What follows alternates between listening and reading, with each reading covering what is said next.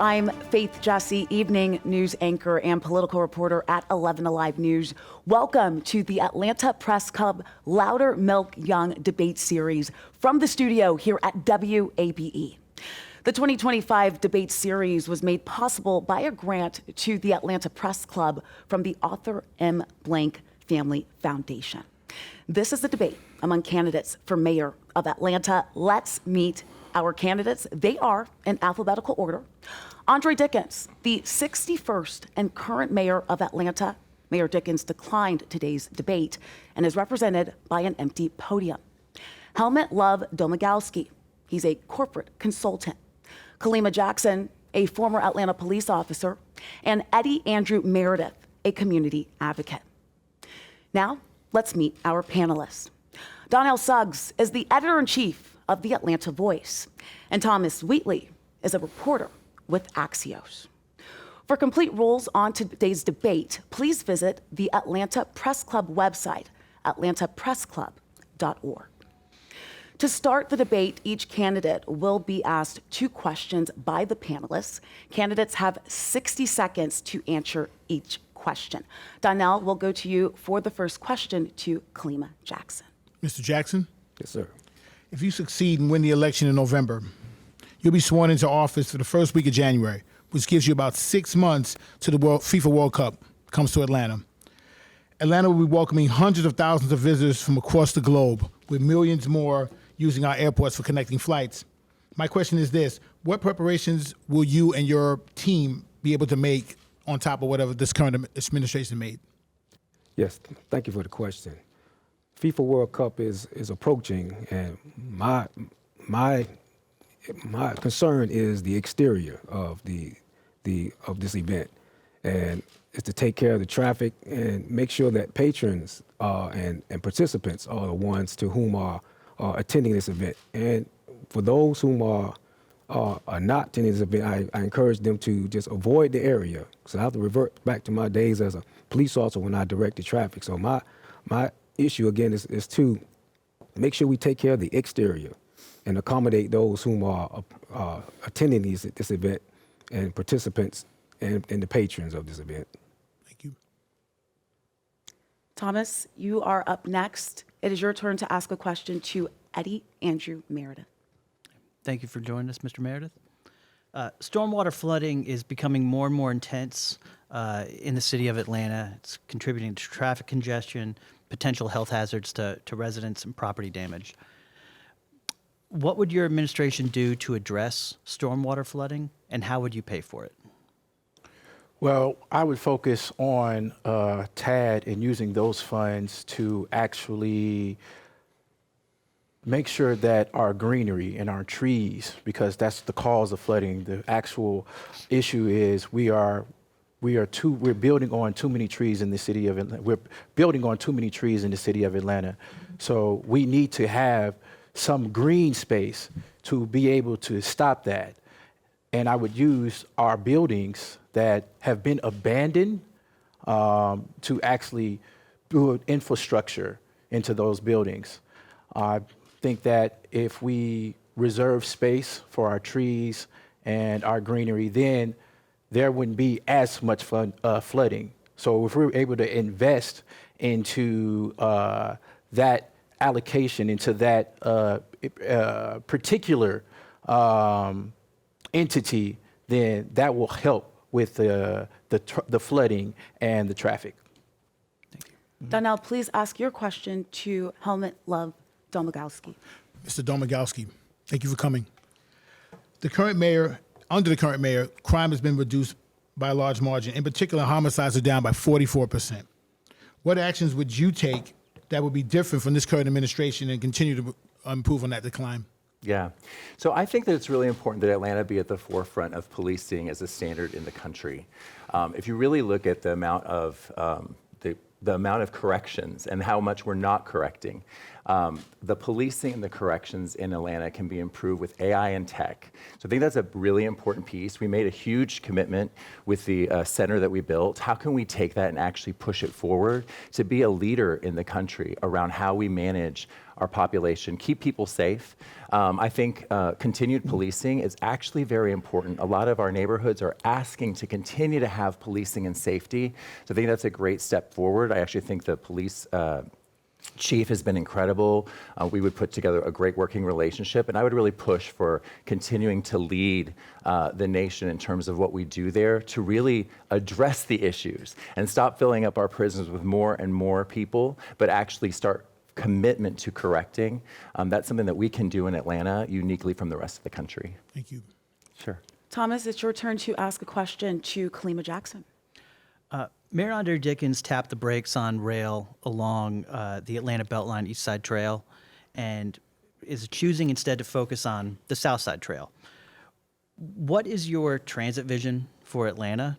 And in addition to that, do you think there should be rail on the East Side Trail? Well, thank you for that. Thank you for that question. Yes, what we have to do is what I intended to do is to construct more rail line for the south side of the city. This is an area to where it needs more attention. It needs more so people have access to transit. And yes, sometimes those funds that were moved from the Beltline to the south side, I support that, and I also would have made the similar decision, because again, we have to. What I intend to do is to refurbish in the south side of the city, because it is in need of most attention. So yes, that is my objective as well, and I will continue to implement programs and continue to build on the south side of the city. Donnell, please ask your question to Andrew Meredith. Mr. Meredith, as a community advocate, I'm sure you can understand that housing is a major necessity in the city. Even though we're building a lot in Atlanta, we still need more. What would you do to accelerate housing production in the city, or would you leave it kind of the way we're doing it on the particular pace we're on now? First, I would cut waste, meaning the city has already spent $28.5 million in lawsuits. That's an example, and use some of that funding to go back towards affordable housing. I would also tap into our local state governor to build a better relationship with him to tackle the affordable housing issue. I don't think that the relationship that the city of Atlanta has right now with our government is a good relationship. But if we could build that relationship back with our governor, then we will be able to tackle affordable housing a lot more. We have so many abandoned buildings that could be used not only as housing, but as homeless shelters to not only clean up the streets, but put the infrastructure back into the city. Absolutely. Thank you. Thomas, you will have the final question for this round, and it will go to Helmut Domagalski. Mr. Meredith just touched on this, but a close working relationship with Governor Brian Kemp or his successor and the state legislature is important for Atlanta's future. How would you build that relationship, and what would you ask for the state to do in return for Atlanta? To do in return for Atlanta? A policy that it could pass, a tax it would allow, a law it would block, secession movement thwarted, something like that. Yeah. So I love this question because I am a great connection builder. And I have good relationships within the party that he's in and within members of the state. For me, I really think that Atlanta needs a few things from the state. We need in the housing area, we need our Section 8 vouchers, and we need certain rent control considerations that are controlled by the state. As we look at gun safety, we need to look at how gun safety might look different in the city versus out in the country. And that's okay to have different policies. We can't make those changes for our citizens without working together with the state. And there are several other areas that are similar, but I think that those are some areas that come to mind initially as things that I would like to see as a bridge, so that we can definitely govern our citizens differently depending on where they're in the state. Thank you. Well, that concludes the first round of this debate. The candidates will now pose a question to the candidate of their choice. You may pose your question to Andre Dickens, represented by an empty podium. Candidates will have 60 seconds to ask the question, or 30 seconds rather, to ask the question, 60 seconds to respond, and the candidate who asked the question will have another 30 seconds for a rebuttal. So by random selection, Helmut Love Domagalski, you are the first question. Absolutely, thank you. So my first question goes to the missing mayor. My question is, how might you handle differently the infrastructure failures and that particular incident? Or how might you handle differently the way that you treated our citizens during the building of Cop City? How might you differently handle the OIG and the corruption that she claimed and that she announced and the things that happened thereafter? Those are my questions for our missing mayor. So he's not here, and that's not a surprise. My answer back is simply that we have to stop voting for corruption. We have to stop voting for people who don't show up. I'm running for mayor of Atlanta because I believe that we have to become the change that we want to see in the world. You'll notice the white on my lapel here. It's because I stand for the white in our flag, the lack of corruption, before I stand for the red or blue. And we need to start voting as citizens for people who stand up and do what's right. Kalema Jackson, it's your turn to ask a question to your opponent. Yes, my question is for Domagalski. Yes, you indicated that you are a Republican, but you can come with a Democratic heart. Are you able to explain what that means, and are you not able to have a heart of such as a Republican? Absolutely. So I'm neither a fascist nor a socialist. I truly believe that we need a responsible capitalism. And I say loving Republican because we really haven't invested in creating private-public partnerships in areas of social services. That's my commitment. That's why I named a one humanitarian leader yesterday when I spoke at the Federal Reserve. Dr. Stacey Lang will be over all our nonprofits and our education with a sincere commitment for outcome-based services. Everything that we see in the world today is solvable. And Atlanta needs to commit to being the leader in that solution because Atlanta is unique. We're different. Within this country, we can stand up and do things others can't, and our country needs this. And so being a loving Republican sounds to some people like something that doesn't exist. I exist. We exist. More of us are in the middle than are not. And it's important for us to unseat the corruption in our city and start leading with a balanced weight of values. Hope that answers your question. We have 30 seconds for rebuttal. I do not have a rebuttal. Thank you. Mr. Eddie Andrew Meredith, you get to pick an opponent and ask a question. Yes, Faith. My question goes towards the current mayor of the city of Atlanta.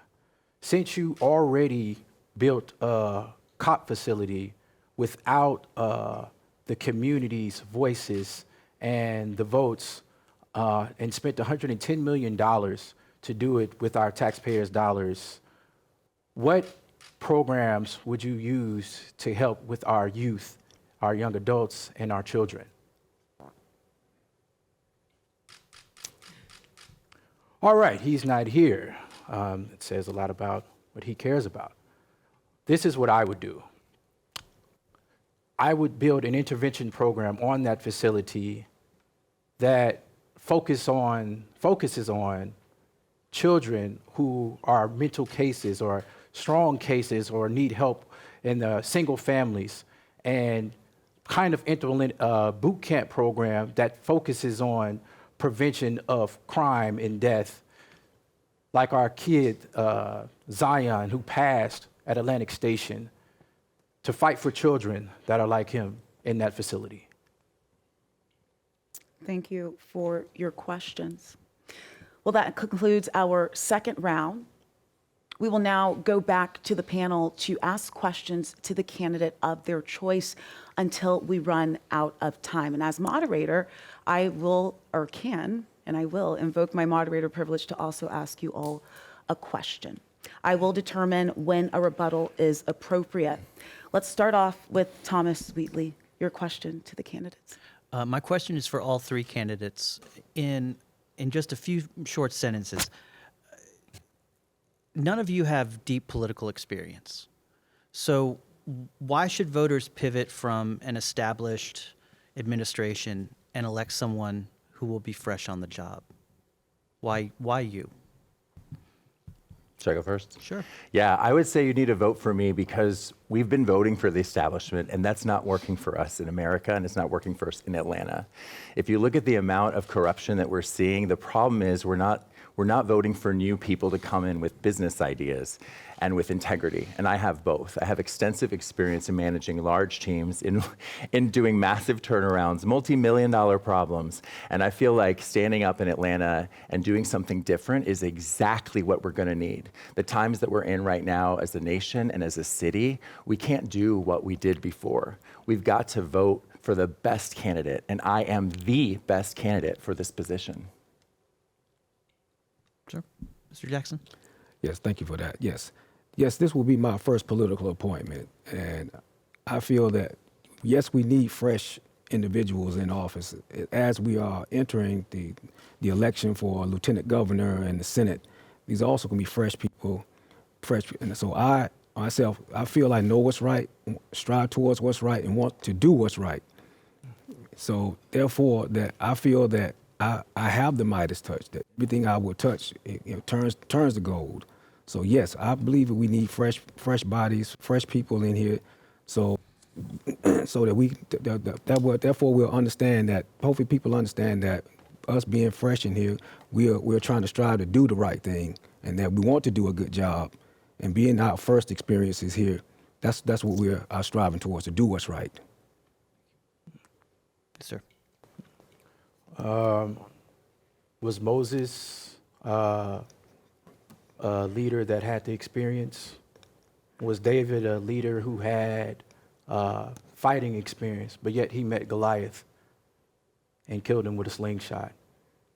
I believe Atlanta needs a servant, somebody who's an advocate for the people, who holds the interest of the people at heart, who's willing to invest back into the community and put the people of Atlanta first and incorporate that initiative with helping and working with the state and the governor. And I believe that since my position as a servant, I've pastored a church, I've served our country, I've worked with community organizations, nonprofit organizations, I've worked with unions, and I learned what it means to be a leader and build those partnerships and relationships. And Atlanta deserves a mayor who works for the people, not politics. That's a leader that I will bring to the table every day I'm in office. Thank you.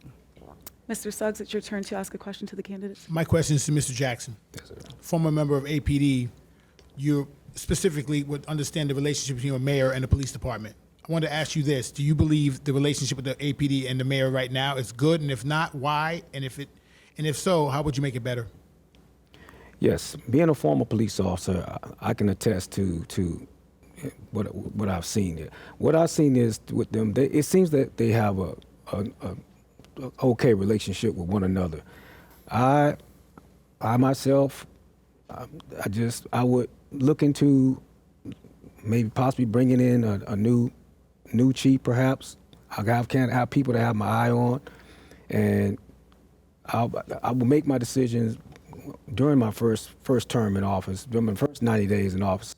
So their relationship, it appears to be good, but being that he and I were former classmates, I will have to sit down and speak with him, and hopefully we will determine if we can move forward together. Thank you. My panelists will allow me, I will invoke my moderator privilege to ask all of the candidates a question that I hope you can answer in just a couple of sentences. Many in the political circles believe that Mayor Andre Dickens is the clear frontrunner for this race. You all are hoping to unseat him. In your opinion, what did Mayor Dickens get wrong, and what would you do day one if you're elected? We'll start with Mr. Domagalski. Yeah, I think Mayor Dickens represents what the system creates. It's a corrupt sort of system, and he's just the next puppet in that system. I think that this is about unseating that and really making a commitment to bring all the ideas to the table. I think that the way things have been handled with the Office of Inspector General are atrocious. I think that electing someone, if we're going into the hardest economic time that we're going to see in quite a while, and I want to do that with someone that I trust in that office. And so I would say that that's probably the biggest criticism I have. And I'm not, I think that citizens are ready for change, and they're ready for something that they can trust. And I think that that's a pulse and a beat that a lot of people aren't hearing, but when I'm out in the streets talking to our citizens, I'm hearing that loud and clear. Yes, my issue is that I believe that due to the loss of federal funding that this current administration has lost and their inability to regain is something that's needed for our infrastructure projects, such as our transportation, our utilities, and our communication. Because there are public broadcasts that provide quality programming that are in jeopardy of shutting down, and these are the areas that I would not like to see shut down because of their quality programming. So I feel that I would have to reestablish good rapport with those in Washington to ask and send our petition and our appeal for those federal funds, which is needed to assist in our infrastructure, because we have to address the attention of these roadways, these streets, these damaged streets, and also the water and the sewage. These are areas that need our attention, and they need repair, as soon as possible. Thank you. Why don't our teachers have a place that work in the city of Atlanta? Why don't our police officers, our firefighters, why do they live outside of the city of Atlanta under our current administration? Why is that? Why can't they afford? Affordability is so important. Inflation right now in the city of Atlanta is at an all-time high. Property taxes have gone to an extreme level, and people are getting kicked out of their homes. Senior citizens living on a fixed income, our single mothers trying to navigate skyrocketing rent and shrinking groceries, an economy seduced by drugs to our youth, drugs, despair, and social media. Our tech workers are at stake. Our business owners are at stake. So I would focus on investing our funds and our allocations back into the people. I'll revert back to where I stand, investing in people in the city of Atlanta, and we will all rise. That's where I would change the current administration. That's where I will come into place. Thank you, gentlemen. I believe we have time for one more short question from our panel. Donnell or Thomas, would you like to take it? In terms of a short one. You got it one? I got a short one. Yeah, go for it. You got an easy one. Well, it's not easy, because it's not an easy answer. Do you all believe that Atlanta can be safer, and if so, how? Anyone can take that. It's for all three of them. Yes, it can be. And I think there's two components to that. One is the side that we've talked a little bit about, policing and ensuring the safety of our streets. But the other part of it is economic safety. As we think about it, we are the city with the largest wealth gap, and we've been that because of the lack of new ideas in our city. We have got to protect this city economically in these next 4 years because we're very vulnerable. So if you look at my platform, a lot of what I've put together is about putting together unique and creative ways to bring dollars and investment in the short term to protect our people. But in the long term, we should be the #1 city in the United States. And I think that that's possible with our airport and with our people, our creativity, our universities, and we just aren't playing big enough because our current administration and system doesn't know how to. Gentlemen, please keep your answers tight. Sorry. No, it's okay. Go ahead. Yes, thank you. Yes, I believe that the city can be safe, and one of my objectives is to hire more police. So I just received a list of those to whom are retiring within the past year, and it is approximately 40 individuals that retired. So we need to hire more police, and not just any, but police those to whom are serious in enforcing the law, just as I did. And it's all about visibility and showing your presence. So yes, I believe that we can be a safer city. But then, and yes, hiring more police, and I know that's cliche, and know that's being said a lot, but it is valid that we must hire more police. And again, those whom are serious in enforcing the law, showing your presence, showing visibility, and being out there on the streets in areas that report the highest number of crimes. So yes, that is one of my objectives, is to hire more police. Thank you, and Mr. those. Jackson. Mr. Meredith.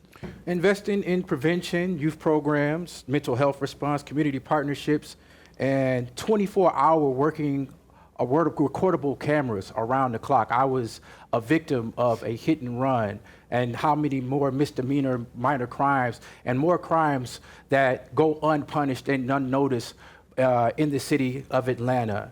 We want to make safety safe in real time. We don't want it to just be a statistic. We want actual voters and people in the city of Atlanta to actually feel safe. And that's how we do it. We invested into our police officers. That was actually a really, really good answer, Mr. Jackson. We need to invest back into our police officers, our firefighters, those people that are putting their lives on the line to make our city safe every day. Thank you so much, Mr. Meredith. Well, that is all the time we have for questions for this round.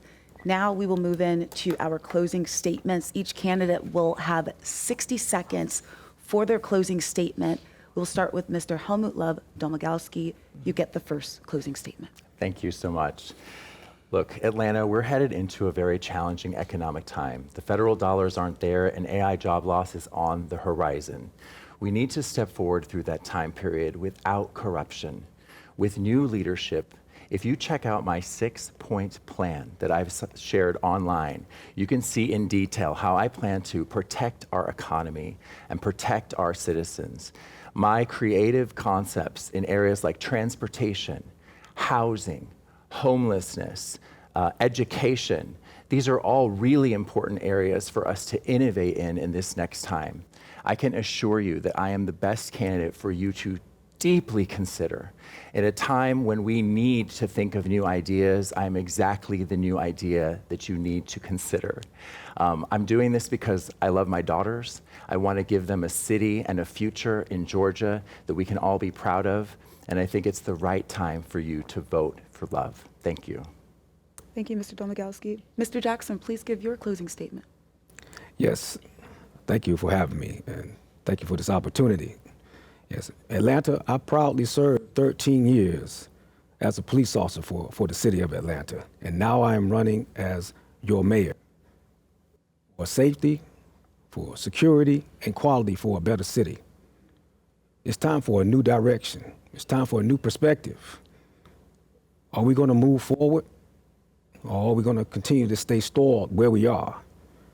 We can thank the current administration, yes, for bringing us to this point. But in order to move us forward, it is I to whom will take us there. We must reestablish good rapport with Washington. We must continue to invest in our youth. We must continue to build affordable housing for those in the streets, those to whom are unsheltered. And a lot of those people out there are going through trauma and going through drama. I, as a police officer, have dealt with a lot of these individuals when I was a police officer. So I understand. I am there and I hope that you will vote for me. Thank you, Vote Mr. Jackson, Mayor Jackson. It'll be good to say that again. Thank you, Mr. Jackson. Mr. Meredith. Giving an honor to God, the Most High God, who is the head of my life. Atlanta, our future is not in concretes and cranes. It's in our people. It's in our tradespeople, our business owners, our 9-to-5ers, our police officers, our firefighters. It's in those individuals, our senior citizens. It's in the faith, the passion, and resilience of every one of you. So today, I ask you to join me, not just to win an election, but to start a movement that says we're done with politics that neglect. We are done with politics that divide. We are building an Atlanta that for everyone has a home, a future, and a purpose. This is our city, this is our time, this is our movement. Let's move Atlanta forward together. Thank you, God bless you, and may God bless the city of Atlanta. Amen. Mr. Eddie, Andrew Meredith, thank you so much for your closing statement, and thank you all so much for being here as well to our panelists. That concludes our debate. We would like to remind voters, Election Day is Tuesday, November 4th. You can check your polling location on those dates as well as hours for your early voting. A big thank you to the candidates and the panel of journalists today. We'd also like to thank the Atlanta Press Club and WABE for organizing today's debate. And we also thank the Arthur M. Blank Family Foundation for their support. For more information about the debates the Atlanta Press Club will host this election season, you can visit atlantapressclub.org. I'm Faith Jessie. Thank you so much for joining us for the Atlanta Press Club Loudermilk-Young Debate Series.